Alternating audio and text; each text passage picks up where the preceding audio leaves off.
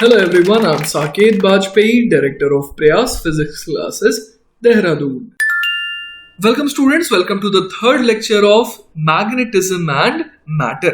बच्चों इस लेक्चर में हम लोग बहुत इंटरेस्टिंग चीजें सीखने वाले हैं और इस लेक्चर में है ना हमारा जो प्राइम कंसर्न होगा वो होगा टेरेस्ट्रियल या फिर अर्थ मैग्नेटिज्म के ऊपर। पूरा का पूरा अर्थ जो है बेसिकली वो एक मैग्नेट की तरह बिहेव करता है, ये हम लोग जानेंगे। तो चलिए शुरुआत करते हैं इस लेक्चर को और सबसे पहला टॉपिक है हमारा Gauss's law for magnetic fields. Suppose we break a bar magnet into pieces the way we can break a piece of chalk, है ना। जिस तरीके से यहाँ पर हम लोग देख पा रहे हैं कि एक मैग्नेट को तीन टुकड़े में बड़े आसानी से तोड़ करके रख दिया गया है। We should it seems be able to isolate a single magnetic pole called a magnetic monopole, है ना। हमें ऐसा लग सकता है कि अगर इसे तोड़ दे तो ऊपर नॉर्थ पोल मिल जाएगा, नीचे साउथ पोल मिल जाएगा, है ना, इतना इजी होगा। लेकिन बच्चों ऐसा देखा गया कि यह संभव नहीं है। क्या पाया गया, आइए देखते हैं। Not even if we break the magnet down to its individual atoms and then to its electrons and nuclei, each fragment has a north pole and a south pole। मतलब कि बेसिकली आप नॉर्थ साउथ हासिल करेंगे ही करेंगे, चाहे कितने भी छोटे टुकड़े में से तोड़ दे। क्लियर है। तो बच्चों ये जो Gauss's law for magnetic fields हम लोग पढ़ने वाले हैं वो इसी बात को बताएगा कि मोनोपोल एग्जिस्ट नहीं करता। आप कितना भी छोटा टुकड़ा कर दे उसमें नॉर्थ पोल भी रहेगा और साउथ पोल भी रहेगा। ठीक है, तो देखिए यही लिखा है, the law assets that the net magnetic flux φb through any closed Gaussian surface is zero. आपको याद होगा कि इलेक्ट्रोस्टैटिक्स में हम लोगों ने पढ़ा था integration of E dot D है ना। Close integral of E dot D बराबर क्या आता था, Q inside upon epsilon not. लेकिन यहां पर देखिए integral of B dot D वो किसके बराबर आ रहा है, जीरो के बराबर आ रहा है। ऐसा क्यों? क्योंकि कैसा भी आप एक गॉसियन सरफेस ले लें उसके अंदर आपको एक नेट कोई भी मोनोपोल नहीं मिल सकता है ना, एक पोल नहीं मिल सकता है। उसके अंदर नॉर्थ पोल भी रहेगा, साउथ पोल भी रहेगा। इलेक्ट्रोस्टैटिक्स में क्या होता था कि गॉसियन सरफेस ले लेते थे, हो सकता है उसके अंदर ही सिर्फ एक पॉजिटिव चार्ज रहे। लेकिन ये पॉसिबल नहीं है कि हम लोग एक गॉसियन सरफेस बनाएं और उसके अंदर सिर्फ और सिर्फ प्लस एम हो, है ना। ये संभव नहीं हो पाता है। अगर प्लस एम है तो माइनस एम भी होगा ही। ठीक है, तो वही लिखा है यहाँ पर। फ्लक्स क्या हो जाएगा उस केस में, जीरो, क्योंकि जितनी फील्ड लाइंस एग्जिट करेंगी उतनी ही फील्ड लाइन एंटर करेंगी। इलेक्ट्रोस्टैटिक्स में ऐसा हो सकता था, क्या हो सकता था कि फ्लक्स जो है वो नॉन जीरो आए। कब? जब अंदर जो है कोई एक ही चार्ज हो, मान लीजिए कि प्लस क्यू होता अंदर, है ना, तो हम लोग समझ सकते थे कि यहां से फील्ड लाइन सिर्फ बाहर की तरफ निकल रही है ना। लेकिन यहां पर वो चीज संभव नहीं। अगर यहां पर नॉर्थ पोल भी और साउथ पोल भी है तो क्या होगा, जितनी फील्ड लाइंस एंटर कर रही है उतनी ही फील्ड लाइंस एग्जिट भी करेंगी। तो बच्चों वही यहां पर लिखा है, the simplest magnetic structure that can exist is a magnetic dipole, है ना। डाइपोल को और छोटा नहीं किया जा सकता है, मोनोपोल नहीं बनाया जा सकता है। Magnetic monopoles do not exist. और देखिए यहां पर लिख दिया गया है as far as we know, क्योंकि बच्चों फिजिक्स क्या है, वो नेचर की स्टडी है। तो जितना अभी तक हम लोगों ने नेचर को स्टडी किया है, इन मैग्नेटिक फील्ड लाइंस को स्टडी किया है, उसके हिसाब से हम लोग ये कह सकते हैं कि मोनोपोल्स डू नॉट एग्जिस्ट। आप और पढ़ाई करिए और रिसर्च करिए, और अगर आपने ये शायद प्रूव कर दिया कि मैग्नेटिक मोनोपोल एग्जिस्ट करते हैं तो हो सकता है आपको नोबेल पुरस्कार भी मिल जाए, है ना। तो इसीलिए यहां पर लिखा है as far as we know. तो देखिए बच्चों यहां पर भी हम लोग देख सकते हैं एक मैग्नेटिक डाइपोल है और उससे एसोसिएटेड फील्ड लाइंस यहां पर बनाई गई है। आप कैसा भी गॉसियन सरफेस बनाइए, आप देख पा रहे हो कि जितनी फील्ड लाइंस एंटर कर रही है उतनी ही एग्जिट भी कर रही है। और ऐसा क्यों होता है, क्योंकि हमें पता है कि जो मैग्नेटिक फील्ड लाइंस है वो बेसिकली क्या बनाती है, क्लोज्ड लूप्स बनाती है। तो वही लिखा है, Gauss's law for magnetic field says that there can be no net magnetic flux through the surface because there can be no net magnetic charge। Individual magnetic poles, है ना, इसका मतलब हुआ कि इंडिविजुअल मैग्नेटिक पोल्स मतलब monopoles exist नहीं करते। यहां पर दिख रहा है कि नॉर्थ है, लेकिन यहां पर अगर हम लोग देखें तो साउथ भी है। ठीक है, तो इसीलिए तो अगर इस मैग्नेट को हम लोग तोड़ देंगे यहां से, है ना, तो ऐसा नहीं कि सिर्फ नॉर्थ रहेगा, यहां पर साउथ भी आ जाएगा। ठीक है, तो आगे देखते हैं क्या लिखा है। The simplest magnetic structure that can exist and thus be enclosed by a Gaussian surface is a dipole। और जैसा कि नाम बता रहा है डाइपोल मतलब कि दो दो पोल है, which consists of both a source and a sink। Source का मतलब क्या हुआ, जहां से फील्ड लाइन इमर्ज आउट हो रही है, और सिंक का मतलब क्या हुआ कि जहां पर फील्ड लाइन एंटर कर रही है ना। तो वहां यही लिखा है कि which consist of both a source and a sink for the field lines, thus there must always be as much magnetic flux into the surface as out of it, और जिस वजह से क्या होगा, net magnetic flux must always be zero. चलिए बच्चों, तो let's try to understand the magnetism of earth. तो बेसिकली बच्चों, earth itself is a huge magnet, है ना। For points near earth surface its magnetic field can be approximated as the field of a huge bar magnet. मतलब कि अगर मान लीजिए यहां अर्थ के बदले एक इस तरीके का बड़ा सा बार मैग्नेट होता, तो भी देखा यह गया है कि ऑलमोस्ट वैसी फील्ड लाइन आती जैसी फील्ड लाइन अभी है, ठीक है। तो इसीलिए जनरली कहीं कहीं पर डायग्राम में आप देखते होंगे कि अर्थ के चारों तरफ अगर मैग्नेटिक फील्ड को दिखाना है तो यहां पर इस तरीके से एक मैग्नेट को एक हाइपोथेटिकल तरीके से रख दिया जाता है, तो वो डिस्क्राइब करता है कि किस तरीके की मैग्नेटिक फील्ड है यहां पर। Figure shown is an idealised symmetric depiction of the dipole field, और ये बहुत ही सिमेट्रिक फील्ड दिखाई गई है, ऐसे कि कोई भी डिस्टॉर्शन नहीं है। लेकिन वो अलग बात है कि सन से कुछ ऐसे चार्ज पार्टिकल्स आते हैं जिसकी वजह से थोड़ा बहुत डिस्टॉर्शन होता है। तो हम लोग अभी बहुत सिंपल लेवल पे पढ़ाई कर रहे हैं, तो हम लोगों को क्या दिखाया गया है कि इस तरीके से सिमेट्रिक यहाँ पर मैग्नेटिक फील्ड लाइंस है, ठीक है।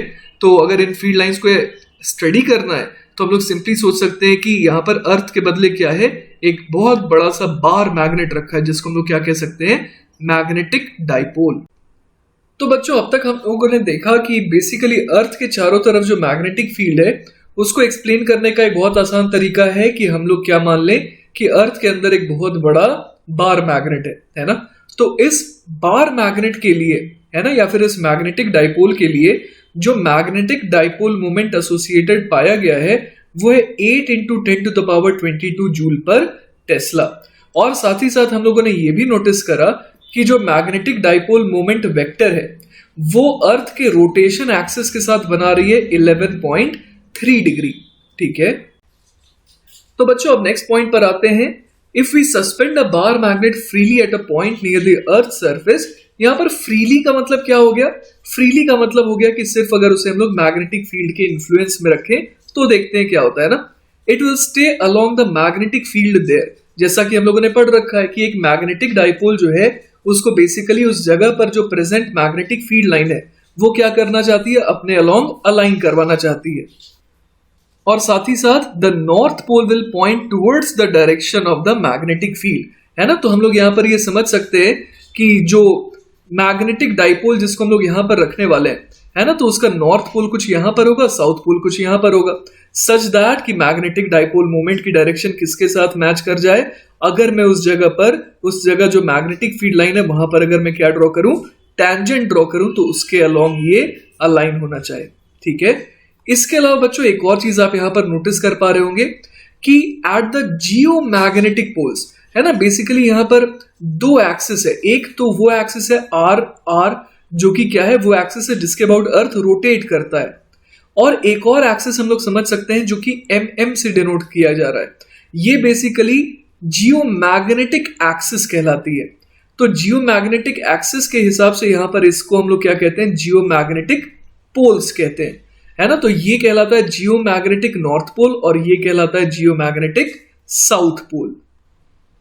और इसके अलावा बच्चों ये वाली जो पॉइंट्स है ना, ये जैसे जो पॉइंट है और ये जो पॉइंट है जो कहां पर है, जो रोटेशन वाली एक्सिस पर है, उसको क्या कहते हैं, वो कहलाते हैं जियोग्राफिक पोल्स। जैसे ये कहलाता है जियोग्राफिक नॉर्थ पोल और नीचे वाला ये पॉइंट कहलाता है जियोग्राफिक साउथ पोल। तो हम लोग देख पा रहे हैं कि there is a difference between geographic north pole and geomagnetic north pole. थोड़ी सी यहां पर दूरी है इन दोनों के बीच में, क्लियर है ये बात।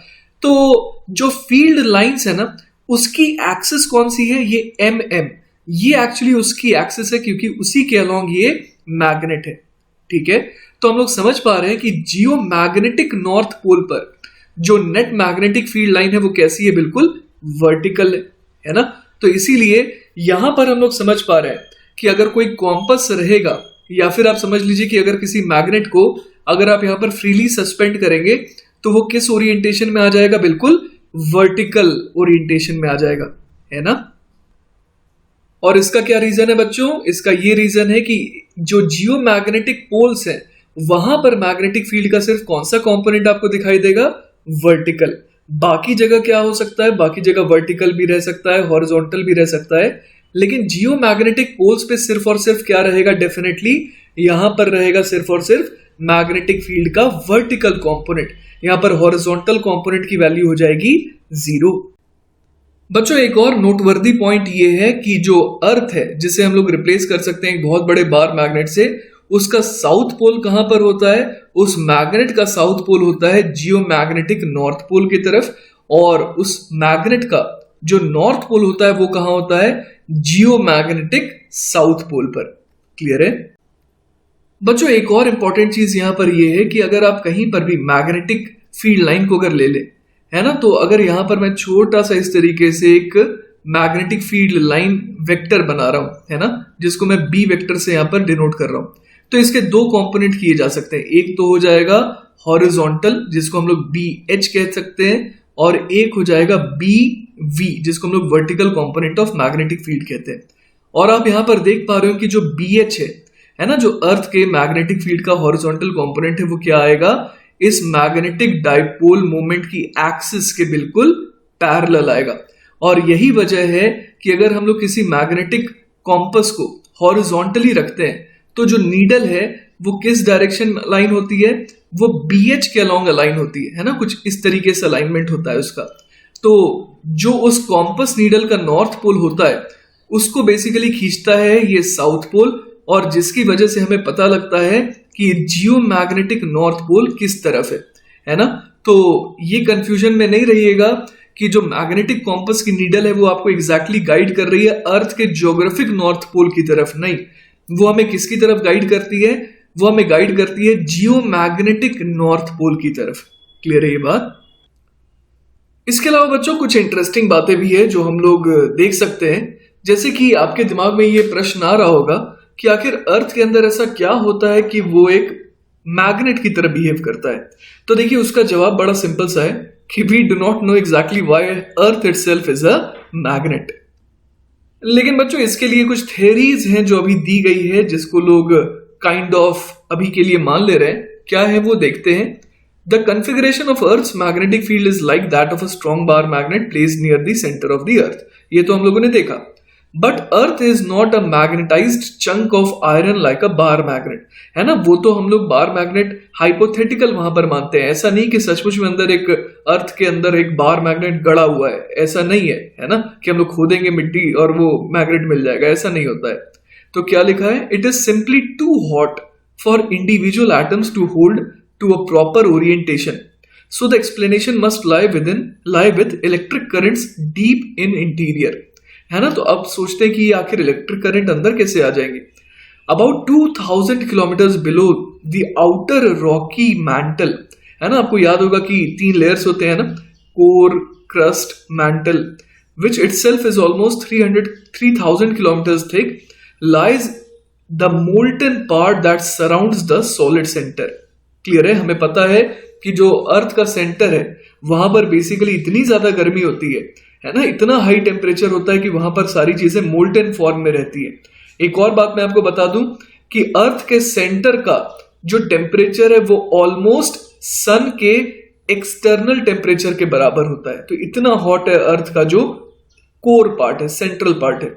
तो वही यहां पर लिखा है, most earth scientists think that moving charges looping around within the molten part of earth create the magnetic field, है ना। इतनी गर्मी होती है कि मोल्टन फॉर्म में रहता है और वहां पर चार्ज पार्टिकल्स क्या करते हैं? लूप अराउंड करते हैं। तो उसकी वजह से इनका कहना है कि मैग्नेटिक फील्ड क्रिएट होती है। और भी थ्योरीज है।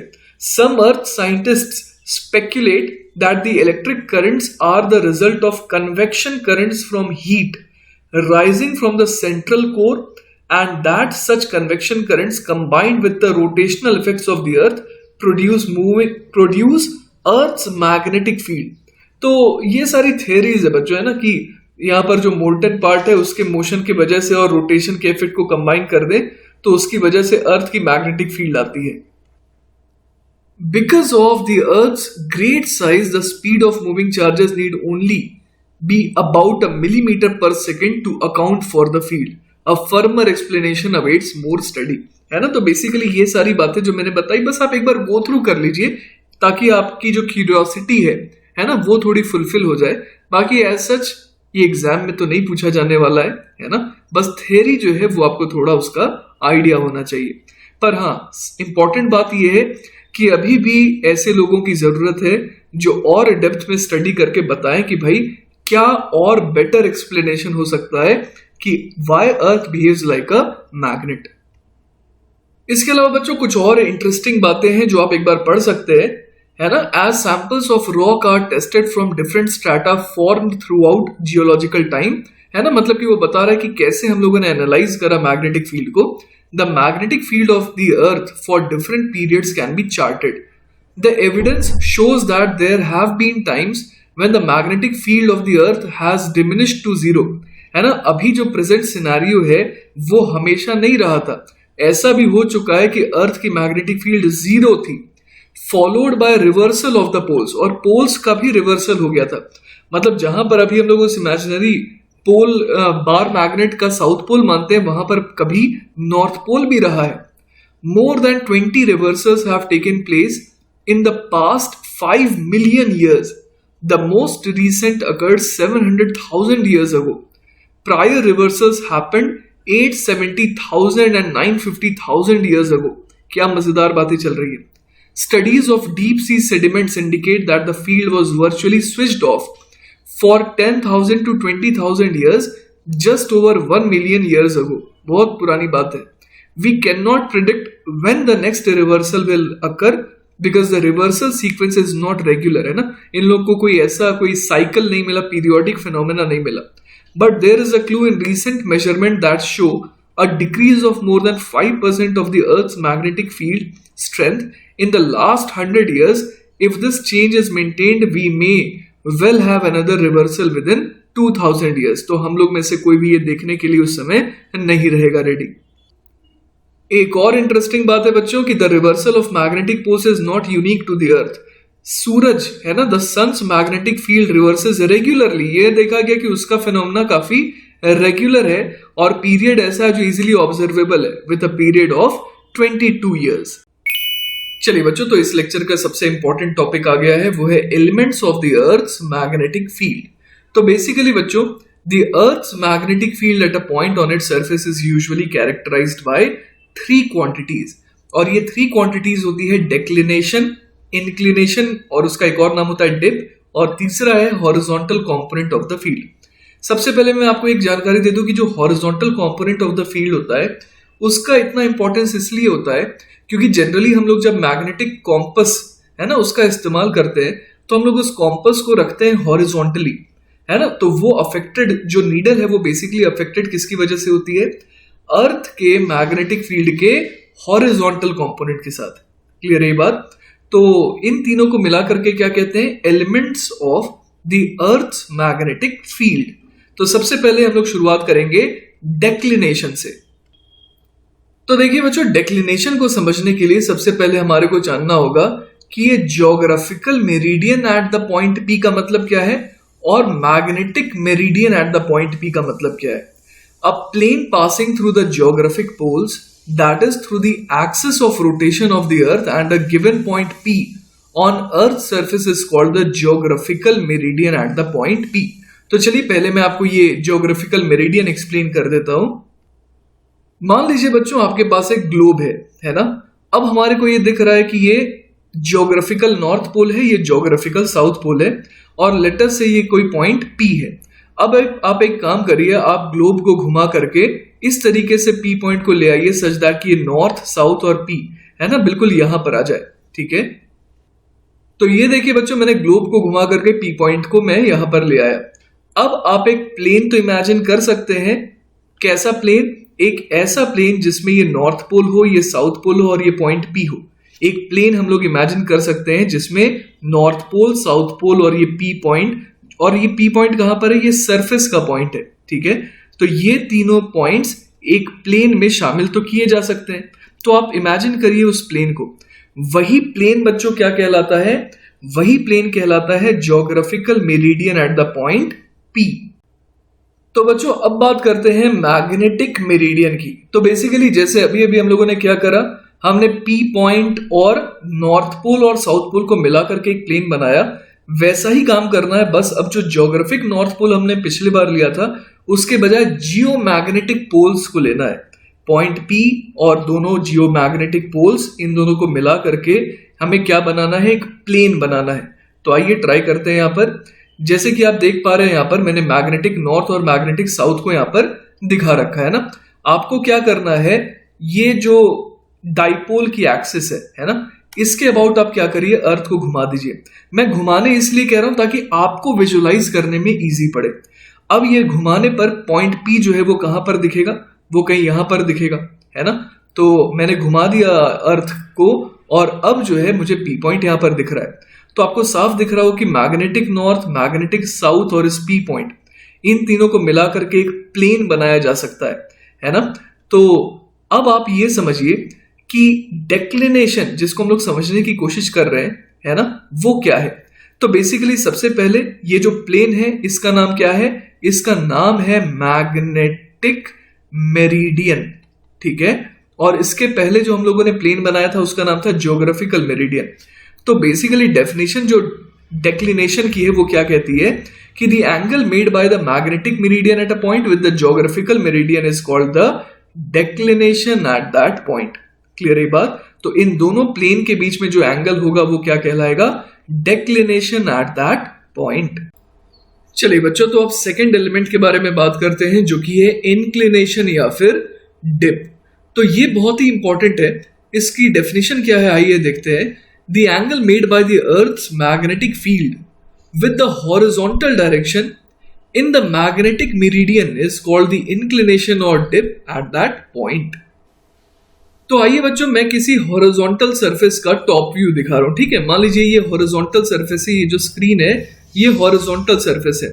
तो ऑब्वियस है कि जो मैग्नेटिक फील्ड होगी वो हो सकता है कि उसके पास हॉरिजॉन्टल कंपोनेंट भी हो और वर्टिकल कंपोनेंट भी हो। तो आप सोचिए कि इस हॉरिजॉन्टल सरफेस को मैं ऊपर से दिखा रहा हूं ना, टॉप व्यू दिखा रहा हूं। तो आपको ये समझ में आ रहा होगा कि जो वर्टिकल कंपोनेंट है मैग्नेटिक फील्ड का, वो या तो इनटू द स्क्रीन हो सकता है या फिर coming out of the screen हो सकता है ना। तो उसको हम लोग थोड़ी देर के लिए भूल जाते हैं। मैं सिर्फ बात करना चाहता हूं किसके, मैग्नेटिक फील्ड के हॉरिजॉन्टल कंपोनेंट की। मान लीजिए जिस जगह की मैं बात कर रहा हूं वहां पर मैग्नेटिक फील्ड का हॉरिजॉन्टल कंपोनेंट ये रहा। तो बच्चों आपको क्या करना होगा, मैग्नेटिक कॉम्पस लीजिए, ठीक है। मैं बस एक एग्जांपल दे रहा हूं ताकि आपको फील आए कि ये मैग्नेटिक मेरिडियन, इंक्लिनेशन, डिप, ये सारी चीजें क्या होती है। तो आप मैग्नेटिक कॉम्पस लाए और हो सकता है कि उसका नॉर्थ यहां पर हो, है ना, और हो सकता है कि यहां पर ईस्ट हो, यहां पर वेस्ट हो, यहां पर साउथ हो। तो लेकिन नीडल जो है वो तो मैग्नेटिक फील्ड के हॉरिजॉन्टल कंपोनेंट के अलोंग डिफ्लेक्ट हो रही होगी, तो वो तो इस तरीके से डिफ्लेक्शन शो कर रही होगी। तो आपको क्या करना है बच्चों, इस कॉम्पस को मोड़ना है ना, कॉम्पस को घुमाना है। लेकिन आपने मेरे एक्सपेरिमेंट्स देखे होंगे और आपको जानकारी भी होगी कि कॉम्पस को घुमाने से इस नीडल में कोई भी दिक्कत नहीं आएगी, वो अभी भी इसी डायरेक्शन में डिफ्लेक्टेड रहेगा, है ना। तो अब देखिए बच्चों, ये जो कॉम्पस है वो कुछ इस तरीके से आपने रोटेट करके रख दिया इसे, और अब जो है आपको दिख रहा है कि ये जो नॉर्थ डायरेक्शन है ना, इसके अलोंग क्या आएगा, मैग्नेटिक फील्ड का हॉरिजॉन्टल कंपोनेंट। तो बेसिकली आपको समझ में आ रहा है कि यहां पर जो कॉम्पस है, ठीक है, तो ये जो कॉम्पस है उसका डिफ्लेक्शन इस तरीके से हो रहा है ना, और ये है नॉर्थ और ये है साउथ। तो बेसिकली आपको ये समझ में आ रहा होगा कि अगर इस लाइन के अलोंग, है ना, आप एक प्लेन बनाने की कोशिश करें तो वो प्लेन जो है मैग्नेटिक डाइपोल को कट कर रहा होगा। कौन से मैग्नेटिक डाइपोल को, अर्थ के लिए जो हम लोग एज्यूम्ड मैग्नेटिक डाइपोल बोलते हैं उसे, है ना। तो ये वाला जो एक लाइन है ना, ये जो लाइन है, तो इसके अलोंग अगर मैं कट करूं इनटू द स्क्रीन, तो बेसिकली वो मैग्नेटिक डाइपोल ऑफ द अर्थ उसको भी क्या करेगा, कट करेगा। क्लियर है ये बात। और ये जो लाइन है, ये बेसिकली ये जो लाइन होगी ये उस मैग्नेटिक डाइपोल के, है ना, अर्थ जो कि मैग्नेट है, तो उस मैग्नेटिक डाइपोल के एक्सिस के बिल्कुल क्या होगा, ये पैरेलल होगा, ठीक है। तो इस ओरिएंटेशन में ना, इस तरीके से जब आप मैग्नेटिक कॉम्पस को घुमा देते हैं तब आपको समझ में आ जाता है कि अच्छा इस तरफ जो है वो ईस्ट है, इस तरफ जो है वो वेस्ट है, और इधर जो है वो क्या है, साउथ है। ठीक है, और ये कौन सा साउथ और ये कौन सा नॉर्थ है, ये जियो मैग्नेटिक नॉर्थ है और इधर जियो मैग्नेटिक साउथ है। तो बच्चों आपको समझ में आ रहा होगा कि चूंकि हम लोगों ने मैग्नेटिक कॉम्पास को हॉरिजॉन्टली रखा है, इसकी वजह से वो वर्टिकल कंपोनेंट फील तो कर रही है मैग्नेटिक फील्ड का, पर वो रिस्ट्रिक्टेड है, it can not rotate anywhere apart from horizontal plane, है ना, वो सिर्फ हॉरिजॉन्टल प्लेन में ही घूम सकती है। तो इसीलिए वो जो डिफ्लेक्शन शो कर रही है, ये जो भी है, वो किसकी वजह से है, मैग्नेटिक फील्ड के हॉरिजॉन्टल कंपोनेंट से। तो ये तो मैंने आपको मेरिडियन है ना, मैग्नेटिक मेरिडियन को एक बार और अच्छे से एक्सप्लेन कर दिया। अब आप देखिए कि ये जो इंक्लिनेशन है या डिप है वो क्या है। तो मैंने आपको बताया था कि इस पॉइंट पर, है ना, यहां पर जो है मैग्नेटिक फील्ड का हॉरिजॉन्टल कंपोनेंट ये रहा, और मैग्नेटिक फील्ड का वर्टिकल कंपोनेंट या तो आपकी तरफ आ रहा होगा या तो स्क्रीन के अंदर जा रहा होगा, है ना। तो अब जो मैग्नेटिक फील्ड नेट आएगी, ठीक है, वो क्या होगी, BH और BV, है ना, हॉरिजॉन्टल कंपोनेंट और वर्टिकल कंपोनेंट, इनका क्या होगा, वो रिजल्टेंट होगा। तो यहां पर देखिए by definition the angle made by the earth's magnetic field मतलब BH, sorry earth's magnetic field मतलब नेट जो B है, विथ द हॉरिजॉन्टल डायरेक्शन, मतलब हॉरिजॉन्टल डायरेक्शन क्या हो गया, ये हो गया इन द मैग्नेटिक मेरिडियन। मतलब कि बेसिकली अपने को दो वेक्टर्स के बीच में एंगल चाहिए, ये दोनों वेक्टर्स के बीच में देखिए, ये हो गया नेट मैग्नेटिक फील्ड और ये हो गया BH। तो इन दोनों के बीच के एंगल को बेसिकली क्या कहा जाता है, इंक्लिनेशन या फिर डिप एट दैट पॉइंट। और बच्चों एग्जाम्पल के तौर पे आपको बता दूं कि बिल्कुल जो जियो मैग्नेटिक पोल्स है, वहां पर आपको याद होगा कि मैग्नेटिक फील्ड जो है ना, उसका सिर्फ और सिर्फ वर्टिकल कंपोनेंट होता है। तो वहां पर जो angle between the net magnetic field and horizontal direction in the magnetic meridian, वो क्या हो जाएगा, 90 डिग्री हो जाएगा। क्लियर है। तो बच्चों इंक्लिनेशन या फिर डिप को समझते हुए ही हम लोगों ने और क्या समझ लिया, horizontal component of the earth's magnetic field, उसके बारे में भी हम लोगों ने जानकारी हासिल कर ली। क्लियर है ना। तो बच्चों ये डायग्राम जो है ये बहुत ही जबरदस्त तरीके से आपको हेल्प करेगा इन सारी चीजों को समझने के लिए। तो आइए इस डायग्राम को हम लोग अच्छे से एनालाइज करते हैं। तो बेसिकली ये डायग्राम बनाया कैसे गया, आप अपने बुक को हॉरिजॉन्टल सरफेस पर रख दीजिए, है ना, इस तरीके से ओपन करके, तो वो ऐसा ही डायग्राम बन जाएगा, है ना। और आप देख सकते हैं अपने बुक के ही इस पोर्शन को, ये जो पोर्शन है ना, जो कि यहाँ पर इस तरीके से एरो से भी शो हुआ है, ये बेसिकली कौन सी डायरेक्शन हो गई, वर्टिकल डायरेक्शन हो गई। ठीक है, अब देखिए वर्टिकल डायरेक्शन ये रही। अब दो डायरेक्शंस यहां से पॉसिबल है इस पॉइंट से, एक डायरेक्शन हो जाएगी जियोग्राफिक नॉर्थ की तरफ और एक हो जाएगी मैग्नेटिक नॉर्थ की तरफ। क्लियर है ये बात। तो आपको ये पता होगा कि ये वाला प्लेन क्या कहलाएगा, ये कहलाएगा जियोग्राफिकल मेरिडियन, है ना। और साथ ही साथ ये वाला प्लेन जैसा लिखा भी हुआ है यहां पर, क्या कहलाएगा, दूसरा वाला मैग्नेटिक मेरिडियन, है ना। तो बच्चों हमारे को तो ये पता है कि किसी भी पॉइंट पर, है ना, हम लोग मैग्नेटिक फील्ड को दो कंपोनेंट में तोड़ सकते हैं, एक तो हो जाएगा वर्टिकल के अलोंग और एक हो जाएगा हॉरिजॉन्टल के along in the plane of magnetic meridian, है ना। क्योंकि जो हॉरिजॉन्टल कंपोनेंट होता है मैग्नेटिक फील्ड का, वो किधर पॉइंट करता है, वो पॉइंट करता है मैग्नेटिक नॉर्थ की तरफ, है ना। तो इसीलिए यहां पर हम लोगों ने क्या दिखाया, BH, और वो किसकी तरफ पॉइंट कर रहा है, मैग्नेटिक नॉर्थ की तरफ। अब देखिए बच्चों एक और पॉसिबिलिटी होती है कि वर्टिकल डायरेक्शन में, है ना, मैग्नेटिक फील्ड के पास दो ऑप्शन है, या तो वो ऊपर हो सकता है या तो नीचे की तरफ हो सकता है। तो इस डायग्राम के हिसाब से आप देख सकते हैं यहाँ पर BB जो है वो नीचे की तरफ दिखाया गया है। अलग अलग जगहों पर अलग अलग पॉसिबिलिटीज है, राइट। तो देखिए बच्चों एक डेफिनेशन हम लोगों ने पढ़ी थी डेक्लिनेशन की, जो कि क्या होता था, जो होता था जियोग्राफिकल मेरिडियन और magnetic meridian eight that point P, उस जगह पर जो एंगल होता था उन दोनों प्लेन्स के बीच में, उसे हम लोग डेक्लिनेशन कहते थे। तो वही देखिए यहाँ पर थीटा से डिनोट किया गया है। साथ ही साथ जो नेट मैग्नेटिक फील्ड है ना, वो ऑब्वियसली किस प्लेन में आएगी, बहुत ध्यान से सुनिएगा बच्चों, जो नेट मैग्नेटिक फील्ड है वो किस प्लेन में आती है, मैग्नेटिक मेरिडियन में, क्योंकि वर्टिकल कंपोनेंट ये रहा और जो हॉरिजॉन्टल कंपोनेंट है वो तो मैग्नेटिक मेरिडियन में ही होगा। क्लियर है। तो आप देख सकते हैं यहाँ पर कि जो BH है और जो BV है, इनका रिजल्टेंट आएगा नेट मैग्नेटिक फील्ड, और नेट मैग्नेटिक फील्ड का हॉरिजॉन्टल के साथ एंगल कहलाता है इंक्लिनेशन या फिर डिप, जो कि यहां डेल्टा से डिनोट किया गया है। तो यहां पर बच्चों अगर मैं नेट मैग्नेटिक फील्ड B कह दूं तो यहां से हम लोग क्या कह सकते हैं, B का कौन सा component, cos of delta is equal to हो जाएगा BH।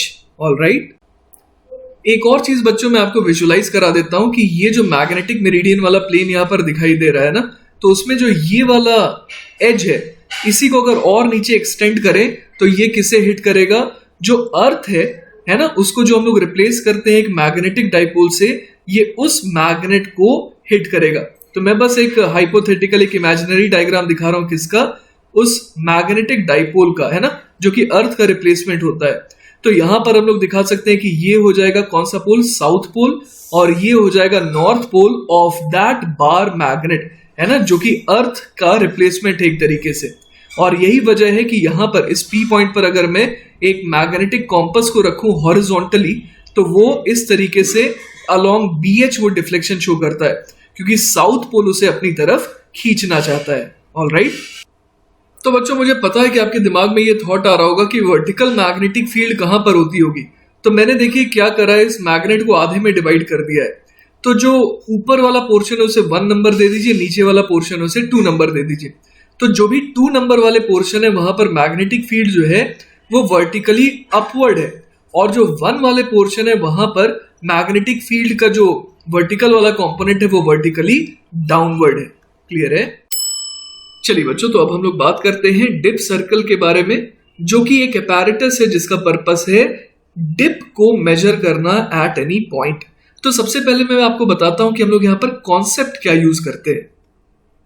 आप ऐसे सोचिए बच्चों कि मान लीजिए मैंने मैग्नेटिक कॉम्पस को, है ना, मैग्नेटिक कॉम्पस को रख दिया है एक्स वाई प्लेन में। ठीक है, ये एक्स एक्सिस है और ये वाई एक्सिस है। एक्स वाई प्लेन में मैंने इसे रख दिया है, और ये जो एक्स वाई प्लेन है ये बेसिकली कौन सी प्लेन है, ये वर्टिकल प्लेन है। ठीक है, अब बच्चों आपको ये भी समझ में आ रहा होगा कि जो एक्स जेड प्लेन है ना, जो एक्स जेड प्लेन है वो बेसिकली कैसा प्लेन हो गया, हॉरिजॉन्टल प्लेन हो गया। ठीक है, अब आप सोचिए जरा कि मैं अगर एक मैग्नेटिक कॉम्पस को प्लेस कर रहा हूं एक्स वाई प्लेन पे, है ना, मतलब कि जो X Y plane vertical plane है उसके अलोंग में चिपका करके रख रहा हूं एक मैग्नेटिक कॉम्पस को। ठीक है, तो आप ये समझ पा रहे होंगे कि अगर, है ना, अगर मैग्नेटिक फील्ड का जो हॉरिजॉन्टल कंपोनेंट है वो जेड एक्सिस के अलोंग लेटर से की है, ठीक है, और मैग्नेटिक फील्ड का जो वर्टिकल कंपोनेंट है वो पॉजिटिव वाई एक्सिस के अलोंग लेटर से की है, तो जब मैंने इस मैग्नेटिक कॉम्पस को, बहुत ध्यान से सुनिएगा, जब मैं इस मैग्नेटिक कॉम्पस को एक्स वाई प्लेन में रख रहा हूं लेटर से कि कुछ इस तरीके से, तो आपको यह समझ में आ रहा होगा कि इसको BH, है ना, अर्थ के मैग्नेटिक फील्ड का हॉरिजॉन्टल कंपोनेंट जो है वो तो फील हो रहा होगा, लेकिन उसकी वजह से ये डिफ्लेक्ट नहीं कर सकता है ना। तो ये जो भी डिफ्लेक्शन शो करेगा वो किसकी वजह से करेगा, मैग्नेटिक फील्ड के हॉरिजॉन्टल कंपोनेंट की वजह से। और इस समय जो मैग्नेटिक नीडल है वो कुछ इस तरीके से अलाइंड हो जाएगी, है ना, डिपेंडिंग अपॉन BV। तो BV के अलोंग ये क्या हो जाएगी, अलाइंड हो जाएगी। इसके अलावा बच्चों आप एक और चीज समझ पा रहे होंगे कि अगर मैं इसे रखूं YZ प्लेन में, है ना, बेसिकली BH ऐसा है, BV ऐसा है, तो मेरे को यह समझ में आ रहा है कि ये जो YZ प्लेन है वो बेसिकली कौन सी प्लेन बन गई, यही तो कहलाती है मैग्नेटिक मेरिडियन, है ना, जिसमें मैग्नेटिक फील्ड होती है। तो अब यहां पर अगर मैं कॉम्पस रखूंगा तो वो BH और BV दोनों के रिजल्टेंट, है ना, जो मतलब नेट मैग्नेटिक फील्ड होगी इस पॉइंट की, उसके अलोंग या उसके पैरेलल ये क्या होगा, अलाइंड हो जाएगा। तो हम लोग समझ पा रहे हैं कि एक प्लेन एग्जिस्ट करता है जो कि मैग्नेटिक मेरिडियन के क्या हो, परपेंडिकुलर हो, है ना, मैग्नेटिक मेरिडियन के परपेंडिकुलर डायरेक्शन में एक XY प्लेन हो सकता है वर्टिकली, जिसके अलोंग जो कॉम्पस है वो कैसा रहेगा, उसमें जो नीडल है वो वर्टिकली रहेगी। क्यों? क्योंकि वो BH की वजह से डिफ्लेक्ट नहीं हो पा रही उस पर्टिकुलर प्लेन में। तो बच्चों देखिए यहां पर क्या करा जाता है, यहां पर जो बेस है ना इसको बिल्कुल हॉरिजॉन्टली प्लेस किया जाता है, और आपको जो दिख रहा होगा ये जो वर्टिकल प्लेन में जो ये सर्कुलर मैग्नेटिक कॉम्पस जैसी चीज दिखाई दे रही है, इससे पहले तो घुमा करके एक ऐसे प्लेन में लाने की कोशिश की जाती है जिस प्लेन में ये जो नीडल हो वो क्या हो जाए, वो बिल्कुल परपेंडिकुलर हो जाए। अब हमें ये समझ में आ रहा है कि अगर इस प्लेन से 90 डिग्री अगर हम लोग घुमाएंगे, है ना, तो अपने को कौन सा मेरिडियन मिलेगा, मैग्नेटिक मेरिडियन मिल जाएगा। ठीक है, तो बच्चों जब ये नीडल बिल्कुल कैसा हो जाता है, वर्टिकली अप या वर्टिकली डाउन वाले डायरेक्शन में आ जाता है, तो उस केस के बाद हम लोग क्या करते हैं, पूरे के पूरे ये जो वर्टिकल सेटअप है उसको घुमाते हैं, है ना, और घुमा करके किस प्लेन में ले आते हैं, मैग्नेटिक मेरिडियन वाले प्लेन में ले आते हैं, है ना। और उस प्लेन में क्या होता है, उस प्लेन में ये BH भी फील कर रहा है, BV भी फील कर रहा है, और जो नेट मैग्नेटिक फील्ड है बेसिकली उसको वो फील कर रहा है। तो जो नीडल है वो बेसिकली क्या हो जाती है, मैग्नेटिक फील्ड के अलोंग अलाइन हो जाती है। और हम लोग जो ये वाला एंगल है ना, BH मतलब हॉरिजॉन्टल और नेट मैग्नेटिक फील्ड, इन दोनों के बीच के एंगल को हम लोग क्या बोल देते हैं, डेल्टा बोल देते हैं, वही कहलाता है डिप। ऑलराइट, चलिए तो बच्चों अब हम लोग आ जाते हैं नए टॉपिक पर जो कि है अपैरेंट डिप। बहुत ही सिंपल सा टॉपिक है। देखिए इसमें क्या होता है कि हमें पता है कि जो नेट मैग्नेटिक फील्ड होती है किसी पॉइंट की, वो किस प्लेन में लाई करती है, मैग्नेटिक मेरिडियन में, है ना। मतलब कि जैसे यहाँ पर दिखाया गया है BH ये रहा, है ना, फिर BV ये रहा, ये सारी चीजें हमें आराम से दिखाई दे रही है। अब जो है इस प्लेन में अगर हम लोग मैग्नेटिक कॉम्पस को, है ना, लेटर से कि इस तरीके से रखेंगे, तब तो हमें ये समझ में आ रहा है कि जो नीडल है उसका डिफ्लेक्शन किस तरीके का होगा, नेट मैग्नेटिक फील्ड के अलोंग कुछ उसका डिफ्लेक्शन इस तरीके से होगा। ठीक है, लेकिन अगर हम लोग इस प्लेन के बजाय किसी दूसरे प्लेन में रखें, है ना, इंस्टेड ऑफ ये जो प्लेन है मैग्नेटिक मेरिडियन वाला, उसके बजाय ये वाले प्लेन में मान लीजिए हम लोगों ने मैग्नेटिक कॉम्पस को इस तरीके से वर्टिकली प्लेस कर दिया, तब क्या होगा। अब बच्चों आपको समझ में आ रहा होगा कि ऐसा नहीं है कि ये वर्टिकल कंपोनेंट या हॉरिजॉन्टल कंपोनेंट फील नहीं करेगी, वो BV तो अभी भी फील करेगी। मैं बात कर रहा हूं A, B', C', D, इस प्लेन की मैं बात कर रहा हूं, तो BV तो यहां पर भी फील हो रहा है, लेकिन अब BH पूरी तरीके से फील नहीं होगा यहां पर, अब सिर्फ फील होगा यहां पर BH का एक कंपोनेंट, है ना। आप देख सकते हैं यहां पर कि BH पूरा का पूरा नहीं है, BH का एक कंपोनेंट यहां पर अब उसे फील होगा। क्लियर है ये बात। तो लेटर से कि ये वाला जो एंगल है ये अल्फा है, तो इस डायरेक्शन में BH का कौन सा कंपोनेंट आ जाएगा, BH का कॉस ऑफ अल्फा आ जाएगा। तो अब जो ये डिफ्लेक्शन शो करेगी, है ना, ये जो मैग्नेटिक कॉम्पस है जो इस A, B', C', D इस प्लेन में जब रखी रहेगी, वर्टिकल जो ये प्लेन है, तो ये BV और BH कॉस अल्फा के हिसाब से जो नेट फील्ड आ रही होगी उसके अलोंग ये अलाइंड होगी। तो अब जो हॉरिजॉन्टल के साथ, है ना, अब जो हॉरिजॉन्टल के साथ जो उस मैग्नेटिक नीडल का, है ना, जो एंगल बनेगा उसको हम लोग क्या कहेंगे, अपैरेंट डिप कहेंगे। वही यहां पर लिखा है, if the dip circle is not kept in the magnetic meridian the needle will not show the correct direction of earth's magnetic field. बिल्कुल सही बात है, क्योंकि अब वो BH और BV के बजाय BH cos अल्फा और BV के हिसाब से डिफ्लेक्ट हो रही है। The angle made by the needle with the horizontal is called the apparent dip for this plane।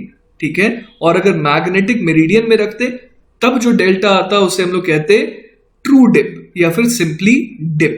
अब जो डिप आएगा उसको अपैरेंट डिप कहेंगे और उसको जनरली डेल्टा डैश से डिनोट करते हैं। तो बच्चों अगर मैं tan ऑफ डेल्टा डैश की बात करूं तो tan ऑफ डेल्टा डैश कितना हो जाएगा, उसके लिए पहले मैं आपको बता दूं कि tan डेल्टा कितना होता था अगर मैग्नेटिक मेरिडियन में रखते, तो tan डेल्टा कितना होता, वो होता BV अपॉन BH। अब BH के बजाय क्या आ जाएगा, BH cos अल्फा, तो tan डेल्टा डैश हम लोग बोल सकते हैं BV अपॉन BH का cos ऑफ अल्फा। ठीक है बच्चों, एक इंटरेस्टिंग केस हम लोग देखते हैं, जैसे कि ये रहा जो डॉटेड लाइन से शो हो रहा है जो प्लेन, वो है मैग्नेटिक मेरिडियन। अब मान लीजिए उसके हम लोग एक तरफ गए थीटा और दूसरी तरफ गए 90 माइनस थीटा, तो अपने को दो प्लेन्स दिखाई दे रहे हैं, जिन दो प्लेन्स के बीच में एंगल कितना हो गया ओवरऑल 90 डिग्री। अब देखिए अगर मैं एक को नाम दे दूं प्लेन 1 और एक को नाम दे दूं प्लेन नंबर 2, ठीक है, तो प्लेन नंबर 1 में हम लोग ये देख सकते हैं कि यहां पर अपैरेंट डिप आएगा और अपैरेंट एंगल ऑफ डिप को लेटर से कि phi 1 कह रहे हैं। हम लोग समझ सकते हैं कि φ1 कैसे निकाला जाएगा ना। जैसे कि अगर मैं यहां पर एक तरीके से यहां पर क्या करूं, अगर मैं BH का है ना, BH का अगर मैं यहां पर एक कंपोनेंट यहां पर दिखाने की कोशिश करूं तो कितना कंपोनेंट दिखाऊंगा, BH का cos ऑफ 90 माइनस थीटा मतलब BH साइन थीटा। ऐसा मैंने कैसे लिख दिया, तो आपको यह समझ में आ रहा होगा कि इस पॉइंट पर है ना, इस पॉइंट पर जो नेट मैग्नेटिक फील्ड का हॉरिजॉन्टल कंपोनेंट है वो तो मैग्नेटिक मेरिडियन वाली प्लेन में कुछ इस तरीके से होगा, ये रहा BH। तो इस BH का एक कंपोनेंट इस तरफ आएगा BH साइन थीटा। उसके अलावा आप ये समझ सकते हैं कि जो वर्टिकल कंपोनेंट है वो तो तीनों ही प्लेन के लिए क्या है, बिल्कुल कॉमन है ना, इसको मैं BB कह देता हूं। तो जैसा कि आप देख पा रहे हैं यहां पर कि tan ऑफ है ना, tan ऑफ φ1 है ना, tan φ1 यहां पर एंगल ऑफ डिप कहा जा रहा है, तो tan ऑफ φ1 कितना हो जाएगा, ये हो जाएगा BB upon BH sine theta. इसी तरीके से tan ऑफ φ2 ये कितना हो जाएगा, ये हो जाएगा BB अपॉन BH का cos थीटा कंपोनेंट। क्योंकि आपको ये बात समझ में आ रही होगी कि यहां से अगर मैं देखूं है ना, जो प्लेन नंबर 2 है उसके लिए मुझे ये समझ में आ रहा है कि वहां पर हॉरिजॉन्टल कंपोनेंट कितना हो जाएगा, वो हो जाएगा BH का cos थीटा। क्लियर है, तो tan φ1 आ गया BB upon BH sine theta और tan φ2 आ गया BB upon BH cos theta. ठीक है, तो मुझे एक्चुअली एक रिलेशन निकालना है φ1 φ2 और साथ ही साथ फाई में किसे कह रहा हूं, वो मैं कह रहा हूं ट्रू डिप को। ठीक है, और बच्चों tan फाई कितना हो जाएगा, tan ऑफ फाई हो जाएगा BB अपॉन BH। तो अब मुझे φ1 φ2 और फाई में रिलेशन निकालना है। तो देखिए मैं क्या कर सकता हूं, मैं यूज कर सकता हूं ये कॉन्सेप्ट कि sine square theta plus cos square theta is equal to 1 होता है ना। तो अगर मैं साइन स्क्वायर थीटा की बात करूं तो ये ऊपर वाली इक्वेशन से आ जाएगा, साइन थीटा हो जाएगा BB अपॉन BH tan φ1 है ना। तो इसको मैं ऐसे भी लिख सकता हूं BB अपॉन BH और ऊपर मैं लिख सकता हूं cot φ1, तो इसका हो गया square plus BB upon BH आगे आ जाएगा cot φ2, इसका भी कर देंगे स्क्वायर। ठीक है, दिस इज इक्वल टू 1 हो जाएगा। तो यहां से देखिए बच्चों अपने पास क्या आ जाएगा, cot square φ1 plus cot square φ2, ये कितने के बराबर आ जाएगा, cot स्क्वायर फाई के। ठीक है, तो हम लोगों ने एक बड़ा ही इंपॉर्टेंट रिजल्ट डिराइव करा है। यहां पर फाई क्या है, ये ट्रू डिप है, और φ1 और φ2 क्या है, ये पैरेंट डिप है। लेकिन कैसे प्लेन में, ऐसे प्लेन जिनके बीच में एंगल 90 डिग्री का आ रहा है और बीच में क्या आ रहा है, उन दोनों के प्लेन्स के बीच में मैग्नेटिक मेरिडियन। चलिए बच्चों, तो नेक्स्ट टॉपिक पर आते हैं जो कि है न्यूट्रल पॉइंट। तो बेसिकली बहुत सिंपल सी चीज है ये। होता क्या है कि मान लीजिए कि हमारे पास एक कॉम्पस हो है ना, अब उस कॉम्पस को मान लीजिए आपने हॉरिजॉन्टल सरफेस पर प्लेस करके रखा है, तो वो ऑब्वियस है कि डिफ्लेक्ट होगा। क्यों होगा, क्योंकि वहां पर अर्थ की मैग्नेटिक फील्ड का एक हॉरिजॉन्टल कंपोनेंट हो सकता है जिसकी वजह से वो उसके अलोंग अलाइन होना चाहिए। लेकिन मान लीजिए आपके पास एक और मैग्नेट है जिसकी वजह से आपने एक ऐसी फील्ड क्रिएट करी जो कि बिल्कुल क्या है, इक्वल एंड ऑपोजिट है to the earth's horizontal magnetic field at that place. तो क्या होगा, उस कॉम्पस नीडल को नेट मैग्नेटिक फील्ड क्या दिखाई देगी, 0 है ना, क्योंकि वो जो एक्सटर्नल फील्ड है वो कैंसल आउट हो जाएगी अर्थ के हॉरिजॉन्टल कंपोनेंट की वजह से, है ना। तो हम लोग ये समझ सकते हैं कि उस केस में जो कॉम्पस नीडल है वो कोई net magnetic field horizontal direction में तो फील नहीं करेगा, जिसकी वजह से क्या होगा, it can stay in any position, है ना। And such a point is called neutral point. वही यहां लिखा है कि suppose at a point the horizontal component of the field due to a magnet is equal and opposite to the earth's horizontal magnetic field. तो क्या होगा, the net horizontal field is 0 at such a point. और उसके बाद तो हम लोगों ने चर्चा करी रखी है। ऑलराइट, चलिए बच्चों, तो अब काफी थ्योरी हम लोगों ने पढ़ ली। अब कुछ सवालों के थ्रू अपने कॉन्सेप्ट्स को चेक करते हैं ना। जैसे पहला सवाल है, magnetic needle free to rotate in a fixed vertical plane stays in a direction making an angle of 60 degree with the horizontal. If the dip at that place is 37 degree, find the angle of the fixed vertical plane with the meridian. चलिए तो बच्चों इस सवाल को analyse करते हैं। Basically एक plane है जिसका नाम है मैग्नेटिक मेरिडियन, है ना, ये तो हम लोग जानते हैं। उसके साथ लेटर से कि अल्फा एंगल बना रहा है ये जो दूसरा वर्टिकल प्लेन है ना, और वही अल्फा बेसिकली अपने को निकालना है, we need to find alpha. और अपने को जानकारी क्या दे रखी है, अपने को ये दिया है कि जो नया वाला वर्टिकल प्लेन है ना, उसमें दिया हुआ है कि जो मैग्नेटिक नीडल है जो बेसिकली वर्टिकल प्लेन में मूव करने के लिए फ्री है ना, वो कितना एंगल बना रही है हॉरिजॉन्टल के साथ, 60 डिग्री। क्लियर है? तो यहां पर मैं शो कर सकता हूं इस तरीके से इस नीडल को, है ना। बेसिकली नीडल जो है इस समय 60 डिग्री बना रही है हॉरिजॉन्टल के साथ। ठीक है, तो अब देखिए इसे मैं बीवी बोल सकता हूं, इसे क्या मैं बोल दूंगा, इसे तो मैं BH कह सकता हूं, तो ऑटोमेटिकली ये हो जाएगा BH कॉस ऑफ अल्फा, है ना। ये वाला component basically BH cos alpha हो जाएगा। तो हमारे को ये समझ में आ रहा है कि tan of 60 degree is equal to हो जाएगा BV upon BH cos of alpha. Clear है ये बात? और अपने को सवाल में ये दिया हुआ है कि BV अपॉन BH, है ना, जो कि होता है क्या, ये होता है tan ऑफ डेल्टा, राइट। और ये डेल्टा क्या होता है, ये होता है ट्रू डिप। तो tan डेल्टा में डेल्टा अपने को दे रखा है 37 डिग्री, राइट। तो BV अपॉन BH बेसिकली है कितना, वो है tan 37 डिग्री, मतलब 3/4। तो देखिए यहां से मेरे को cos अल्फा मिल जाएगा। cos अल्फा कितना हो जाएगा, BV अपॉन BH है 3/4 और उसको डिवाइड कर देंगे tan 60 से, मतलब √3 से। तो हमारा cos अल्फा कितना आ गया, ये आ गया √3/4।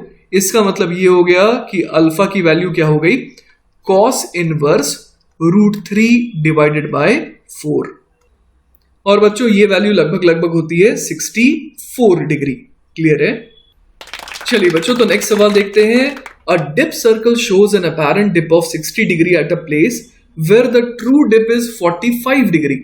If the dip circle is rotated through 90 degree, what apparent dip will it show? तो देखिए ये सवाल जो है इसका डेरिवेशन हम लोगों ने ऑलरेडी कर रखा है। आपको याद होगा cot square phi 1 plus cot square phi 2 वो किसके बराबर था, cot स्क्वायर phi के। याद आ रहा होगा आपको, है ना, जब दोनों प्लेन्स के बीच में 90 डिग्री था और बीच में कहीं पर मैग्नेटिक मेरिडियन आता था। तो देखिए अपने को अपैरेंट डिप कितना दिया हुआ है, 60 डिग्री दिया हुआ है, जहां पर ट्रू डिप कितना है 45 डिग्री। तो यहां पर हम लोग लिख सकते हैं cot square 60 degree plus cot square phi 2 is equal to cot square 45 degree. Clear है? तो यहां से देखिए अपने पास phi 2 आ जाएगा ना, जैसे कि cot स्क्वायर phi 2 इसकी वैल्यू कितनी हो जाएगी, cot square 45 degree, cot square 45 degree minus cot square 60 degree. तो हमें ये तो पता है कि cot 45 कितना होता है, वो होता है 1। तो ये हो गया 1 माइनस, अब cot स्क्वायर 60 ये कितना हो जाएगा, ये हो जाएगा 1/3। तो बेसिकली ये आ गया 2/3। इसका मतलब cot ऑफ phi 2 ये कितना आ जाएगा, अंडर द रूट ऑफ 2/3। तो हमारा जवाब क्या हो जाएगा, phi 2 is equal to cot inverse under the root of 2/3। और यही बच्चों क्या हो जाएगा, अपैरेंट डिप। क्लियर है ये बात? चलिए बच्चों, तो नेक्स्ट सवाल देखते हैं। बहुत ही सिंपल सा सवाल लग रहा है ये तो। At 45 degree to the magnetic meridian the apparent dip is 30 degree, find the true dip. तो हम लोग समझ सकते हैं यहाँ पर कि क्या कहना चाह रहा है। बेसिकली यहाँ पर कह रहा है कि अल्फा है 45 डिग्री, है ना, और अपैरेंट डिप है ना, इसको मैं डेल्टा डैश से डिनोट कर देता हूं। ठीक है, डेल्टा डैश है 30 डिग्री और अपने को निकालना है डेल्टा। तो हम लोग डेल्टा जानते हैं कि वो क्या होता है, बेसिकली tan ऑफ डेल्टा ये होता है BV अपॉन BH, राइट। और हम लोग ये भी जानते हैं कि tan ऑफ डेल्टा डैश है ना, मतलब अपैरेंट डिप डेल्टा डैश, तो ये क्या हो जाता है, ये हो जाता है BV अपॉन BH का कौन सा कॉम्पोनेंट, cos ऑफ अल्फा। तो हम लोग यहां पर देख पा रहे हैं कि BV अपॉन BH आ जाएगा tan डेल्टा। तो देखिए बच्चों यहां से tan ऑफ डेल्टा है ना, जो कि BV अपॉन BH है, वो कितना आ जाएगा, tan of delta dash multiplied by cos of alpha, right. अब tan ऑफ डेल्टा डैश मतलब 1/√3 और cos ऑफ अल्फा मतलब 1/√2, तो ये हो गया 1/√6, राइट। तो हमारा आंसर क्या हो जाएगा, delta is equal to tan inverse 1/√6, है ना। तो यही बच्चों हमारा क्या हो जाएगा, फाइनल आंसर। चलिए बच्चों, तो नेक्स्ट सवाल देखते हैं। अगला सवाल है, a magnet is suspended by a vertical string attached to its middle point Find the position in which the magnet can stay in equilibrium. The horizontal component of Earth's magnetic field equal to 25 microtesla and its vertical component is equal to 40 microtesla. Assume that the string makes contact with the magnet only at a single point. तो बच्चों जैसा data दिया उसके हिसाब से मैं यहाँ पर मैग्नेटिक फील्ड यहाँ पर उसका हॉरिजॉन्टल, वर्टिकल और नेट यहाँ पर शो कर दिया हूँ वेक्टोरियली। जैसे वर्टिकल दिया हुआ है 40 माइक्रोटेस्ला, हॉरिजॉन्टल दिया है 25 माइक्रोटेस्ला, है ना। तो मेरे को ये समझ में आ रहा है कि जो रिजल्टेंट होगा वो कितना हो जाएगा। आइए देखते हैं। अंडर द रूट ऑफ, है ना, अंडर द रूट ऑफ 40 का स्क्वायर प्लस 25 का स्क्वायर। क्लियर है ये बात। तो ये बच्चों अपने को क्या देगा, नेट मैग्नेटिक फील्ड का मैग्नीट्यूड, राइट। लेकिन अपने को मतलब किससे, अपने को तो बस ये निकालना है कि किस एंगल पे, है ना, position in which the magnet can stay in equilibrium. तो बेसिकली अगर मैं ये थीटा निकाल लूं तो मेरा जवाब आ जाएगा। तो यहां से मैं क्या बोल सकता हूं, tan ऑफ थीटा वो कितना आ जाएगा 40/25, जो कि हो जाएगा 8/5, है ना। तो मैं क्या जवाब में दे सकता हूं, मैं ऐसे दे सकता हूं कि अगर मान लीजिए, है ना, अगर हमारे पास एक मैग्नेटिक नीडल हो, है ना, जैसे कि यहां दिया है एक सिंपली मैग्नेट दे रखा है ना। तो मान लीजिए हमारे पास एक मैग्नेट है जिसको हम लोगों ने फ्रीली सस्पेंड करके रखा है। मान लीजिए कुछ यहाँ पर एक धागा था इस तरीके से, और इस धागे से जो है हम लोग क्या करने वाले हैं, एक मैग्नेट को सस्पेंड करने वाले हैं। तो वो कुछ इस तरीके से रहेगा, सच दैट कि उसका नॉर्थ पोल ये रहेगा, साउथ पोल ये रहेगा, और वो जो एंगल बनाएगा हॉरिजॉन्टल के साथ वो लेटर से कि थीटा है, और थीटा कितना हो जाएगा, theta will be equal to tan inverse 8/5। Clear है। तो इस तरीके से जो फ्रीली सस्पेंडेड मैग्नेट है ना, मतलब जो कि सिर्फ और सिर्फ मैग्नेटिक फील्ड को फील कर रहा है, तो वो जो है ना, जब इस तरीके से एक पॉइंट से बंद करके इस धागे से लटका रहेगा तो इस ओरिएंटेशन में वो बेसिकली अलाइंड हो जाएगा। क्लियर है बच्चों। मैं एक और चीज आपको बता दूं कि यहां पर जैसे थीटा की भी जो वैल्यू आ रही है ना, वो लगभग 58 डिग्री आ रही है। ठीक है, यहां पर मैंने ये माना कि जो वर्टिकल कंपोनेंट है मैग्नेटिक फील्ड का वो वर्टिकली अपवर्ड है। हो सकता है कि वर्टिकली डाउनवर्ड होता, तब हम लोग समझ सकते हैं कि कुछ इस तरीके से वो जो नीडल है या फिर जो हमारे पास बार मैग्नेट है बहुत ही लाइट वेट, वो इस तरीके से एंगल बनाता, लेकिन हॉरिजॉन्टल के साथ वो एंगल इतना ही बनाता पर नीचे की तरफ बनाता। क्लियर है ये बात। चलिए बच्चों, तो नेक्स्ट सवाल देखते हैं। अगला सवाल है, a ship is to reach a place 20 degree south of west, in what direction should it be steered if angle of declination at the place is 16 degree west. तो देखिए बच्चों, यहां पर मैंने वो डायग्राम शो कर रखा है जिसकी मदद से हम लोग इस सवाल को सॉल्व कर सकते हैं। देखिए बेसिकली दिया क्या है कि जिस पॉइंट की बात हो रही है ना, लेटर से कि ये पॉइंट P है, इस पॉइंट पे बोल रहा है कि एंगल ऑफ डिक्लिनेशन कितना है, वो है 16 डिग्री वेस्ट, है ना। मतलब कि 16 डिग्री हमारे को खिसकना है किस तरफ, वेस्ट की तरफ। ठीक है, तो हमें यह समझ में आ रहा है कि ज्योग्राफिक नॉर्थ और मैग्नेटिक नॉर्थ इनके बीच में कितना एंगल हो जाएगा, 16 डिग्री हो जाएगा। जो ब्लू से मैंने लाइन शो करी है ना, नॉर्थ, मैग्नेटिक नॉर्थ और मैग्नेटिक साउथ की, ये बेसिकली क्या कहलाएगा, ये जो लाइन जिस प्लेन को अपने अंदर समेट रहा है, ये है बेसिकली मैग्नेटिक मेरिडियन। और जो ये ज्योग्राफिकल नॉर्थ और ज्योग्राफिकल साउथ, इन दोनों को मिला करके जो लाइन है ना, इस लाइन के थ्रू अगर मैं एक प्लेन बनाऊं तो वो कहलाएगा ज्योग्राफिकल मेरिडियन। क्लियर है ये बात। तो बच्चों जैसा कि दिया है कि इस इंसान को कहां पहुंचना है, इसे पहुंचना है 20 डिग्री साउथ ऑफ वेस्ट, मतलब वेस्ट से 20 डिग्री साउथ की तरफ अगर जाएंगे तो इस डायरेक्शन में इसे जाना है ना। ये बेसिकली इसका टारगेट है। और जो कॉम्पस है वो मैग्नेटिक नॉर्थ के हिसाब से अलाइन होगी। क्लियर है ये बात। तो कॉम्पस के हिसाब से ये जो डायरेक्शन है ये हो जाएगी मैग्नेटिक वेस्ट की डायरेक्शन, है ना। तो उसको कॉम्पस में क्या दिखेगा कि जो उसका टारगेट है वो बेसिकली कितना एंगल बना रहा है मैग्नेटिक वेस्ट के साथ, सिर्फ और सिर्फ 4 डिग्री। क्लियर है।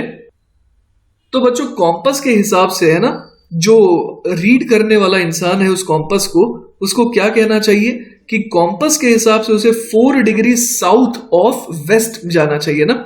तो वेस्ट मैग्नेटिक वेस्ट कहलाएगा, और उससे अगर वो 4 डिग्री साउथ की तरफ अगर जाए तो बेसिकली वो क्या हो जाएगा, वो अपने टारगेट पर पहुंच जाएगा, जो टारगेट कहां पर है, ज्योग्राफिकल वेस्ट से 20 डिग्री बना रहा है ना, टुवर्ड्स साउथ। क्लियर ये बात? चलिए बच्चों, तो आज के लेक्चर का आखिरी सवाल देखते हैं। सवाल है, the values of apparent angles of dip at two places measured in two mutually perpendicular planes are 30 degree and 45 degree. Determine the true dip at that place. तो अगेन अपने को समझ में आ रहा है कि φ1 अपने को दे रखा है कितना, 30 डिग्री, और φ2 कितना दे रखा है, 45 डिग्री। अपने को सिंपली फाई निकालना है ना। तो हमें ये पता है कि cot square φ1 plus cot square φ2, इसकी वैल्यू cot स्क्वायर φ के बराबर हो जाएगी। क्यों? क्योंकि ये दोनों जो प्लेन्स है वो बेसिकली क्या है, म्यूचुअली परपेंडिकुलर है। तो हमारे को ये समझ में आ रहा है कि cot स्क्वायर फाई है ना, कितना हो जाएगा, cot स्क्वायर फाई, इसकी वैल्यू हो जाएगी cot स्क्वायर 30 डिग्री, कितना हो जाएगा, cot स्क्वायर 30 डिग्री बेसिकली हो जाएगा 3, और उसमें क्या ऐड कर देंगे, cot स्क्वायर φ2 जो कि खुद हो जाएगा 1। तो cot स्क्वायर फाई की वैल्यू आ गई 4। तो यहां से देखिए अपने पास क्या आ जाएगा, cot ऑफ फाई, इसकी वैल्यू आ जाएगी 2। तो फाई बराबर कितना आ जाएगा, cot इनवर्स 2। क्लियर है ये बात? तो चलिए बच्चों, हमारा लेक्चर जो है ऑलमोस्ट खत्म ही होने वाला है। बस यहाँ पर 5 डेफिनेशंस है वो आपको ध्यान रखने होंगे, है ना। जैसे आइसोगोनिक लाइंस, वो क्या होती है, lines joining places of equal angle of declination, है ना। ऐसे भी तो बहुत सारे प्लेसेस होंगे जहां पर एंगल ऑफ डिक्लिनेशन क्या होगा, सेम होगा। तो lines joining places of equal angle of declination उसको कहते हैं आइसोगोनिक लाइंस। उसी तरह एगोनिक लाइंस होती हैं। तो बच्चों, एगोनिक लाइंस की डेफिनेशन क्या है, lines joining places of zero angle of declination, है ना। बहुत ही यूजर फ्रेंडली डेफिनेशन है। उसी तरह है isoclinic lines, lines joining places of equal angle of dip. Dip क्या होता है वो भी हम लोग जानते हैं। एक्लिनिक लाइंस क्या होते हैं, lines joining places of zero angle of dip, ये भी याद रखना आसान है। और आखिरी है आइसोडायनामिक लाइंस, मतलब line joining places of equal value of horizontal component of earth's magnetic field, है ना। जहां पर BH की वैल्यू क्या होगी, सेम होगी, उनको ज्वाइन करने वाले लाइन को हम लोग क्या कहते हैं, आइसोडायनामिक लाइंस। तो बच्चों, इसी के साथ हमारा ये लेक्चर खत्म हो जाता है। और आई होप कि आपको ये लेक्चर बहुत इंटरेस्टिंग लगा होगा। बहुत ही कॉन्सेप्चुअल लेक्चर था ये। और इसके बाद एक और लेक्चर है, फिर हमारा मैग्नेटिज्म एंड मैटर पूरी तरीके से खत्म हो जाएगा। ऑल राइट बच्चों, टेक केयर, बाय बाय।